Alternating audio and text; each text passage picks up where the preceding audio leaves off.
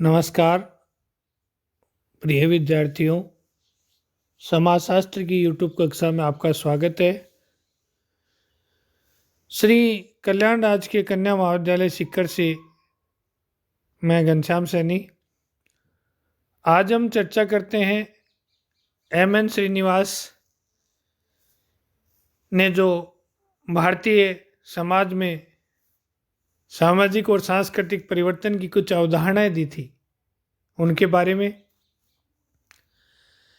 संस्कृतिकरण एक इनकी महत्वपूर्ण अवधारणा थी और उसके साथ ही पश्चिमीकरण, आधुनिकीकरण के बारे में भी इन्होंने अपने विचार व्यक्त किए। एम.एन. श्रीनिवास ने भारतीय समाज के सामाजिक सांस्कृतिक परिवर्तन की प्रक्रिया के अध्ययन के लिए संस्कृतिकरण संप्रदाय का विकास किया। इन्होंने दक्षिण भारत के मैसूर में कुर्ग लोगों के अध्ययन में यह पाया कि निम्न जाति समूह ने ब्राह्मणों व उच्च जातियों के प्रथाओं, कर्मकांडों, जीवन पद्धतियों, भोजन संबंधी शाकाहारी आदतों, वेशभूषा आदि का अनुसरण करके जाति संस्तरण में एक दो पीढ़ियों में उच्च स्थिति प्राप्त करने का प्रयास किया है। एम.एन. श्रीनिवास कहते हैं इस बारे में, एक निम्न जाति एक या दो पीढ़ियों में शाकाहारी बनकर, मद्यपान छोड़कर तथा अपने कर्मकांड एवं देवगण का संस्कृतिकरण करके संस्तरण की प्रणाली में अपनी स्थिति को ऊंची उठाने में समर्थ हो जाती है। संक्षेप में जहाँ तक संभव हो ब्राह्मणों की प्रथाओं, अनुष्ठानों एवं विश्वासों को अपना लेती है। साधारणतः निम्न जातियों के द्वारा ब्राह्मणों की जीवन प्रणाली को प्राय अपना लिया जाता है, यद्यपि सैद्धांतिक रूप से ये वर्जित था। ऐसा करने के बाद एक दो पीढ़ी के बाद इनको वह सामाजिक स्थिति प्राप्त हो जाती है या अन्य जाति समुदाय उस दावे को मान लेते हैं। इसी सामाजिक और सांस्कृतिक परिवर्तन की एक दूसरी अवधारणा थी पश्चिमीकरण।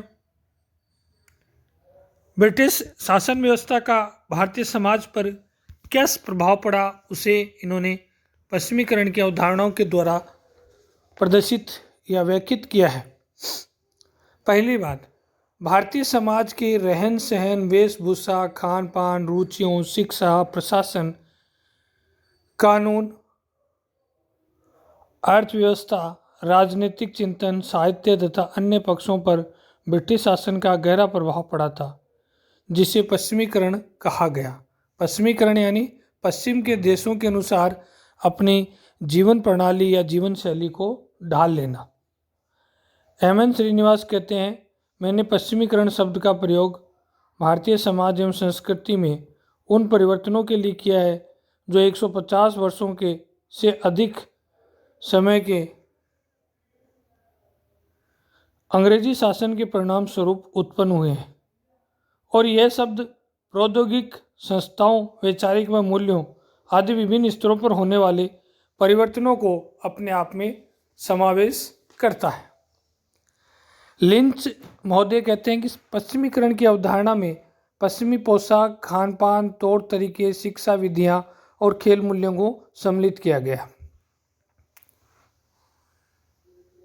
इस प्रकार स्पष्ट है कि पश्चिमीकरण की अवधारणा में वे सभी सांस्कृतिक परिवर्तन समाहित होते हैं जो पश्चिमी देशों, विशेष रूप से इंग्लैंड के साथ राजनीतिक और सांस्कृतिक संपर्क के कारण भारत में आए हैं। पश्चिमीकरण के परिणाम स्वरूप हमारे व्यवहारों, विचारों, वेशभूषा, खान पान, पारिवारिक संगठन, नैतिकता, धर्म, प्रथा एवं परंपराओं, सामाजिक व्यवस्थाओं, शिष्टाचार, शिक्षा और जीवन पद्धति में आए हैं।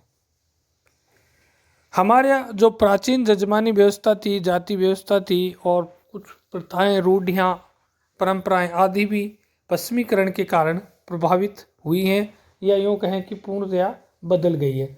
स्त्री शिक्षा का प्रसार हुआ। अब जो पुरुष प्रधान समाज था वो धीरे धीरे सहृदय या जो साथ में जो लोग रहते हैं उनके ऊपर आधारित हो गया है।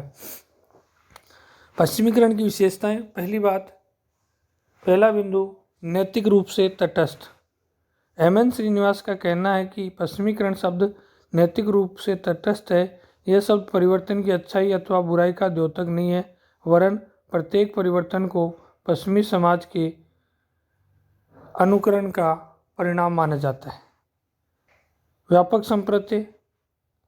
श्रीनिवास जी कहते हैं, पश्चिमीकरण एक व्यापक, जटिल और बहुस्तरीय संप्रत्य है।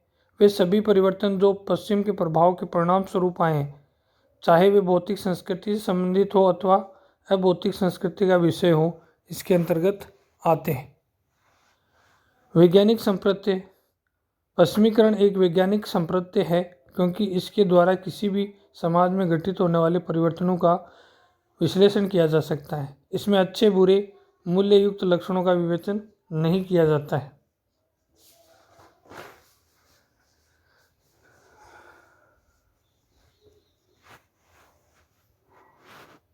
जटिल संप्रत्य एवं बहुस्तरीय संप्रत्य। पश्चिमीकरण को एक जटिल और बहुस्तरीय अवधारणा के रूप में माना जा सकता है। भारत में पश्चिमीकरण का प्रभाव विभिन्न पक्षों पर भिन्न भिन्न रूप से देखा जा सकता है। अनेक प्रारूप। पश्चिमीकरण के अनेक प्रारूप हो सकते हैं। अमेरिका, ऑस्ट्रेलिया, कनाडा, यूरोपीय देशों में पश्चिमीकरण के अनेक प्रारूप दृष्टिगोचर होते हैं,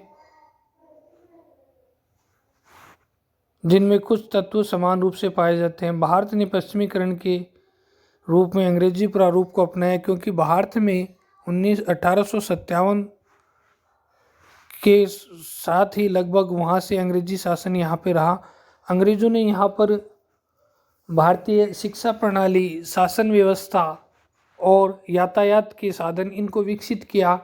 यहाँ पर उद्योगों का विकास किया, जिससे यहाँ के लोगों का जीवन में आमूलचूल परिवर्तन आए। शासन व्यवस्था बदल गई, शिक्षा प्रणालियों में बहुत अधिक परिवर्तन आए। ये सब पश्चिमीकरण के अंतर्गत आते हैं। चेतन और अचेतन प्रक्रिया। पश्चिमीकरण एक ऐसी प्रक्रिया है जिसने चेतन और अचेतन दोनों ही रूपों में भारतीय समाज को प्रभावित किया है। अनेक तत्वों को हम सोच समझकर प्रयत्नपूर्वक ग्रहण करते हैं, किंतु कुछ तत्व अप्रत्यक्ष रूप से ही हमें प्रभावित करते हैं।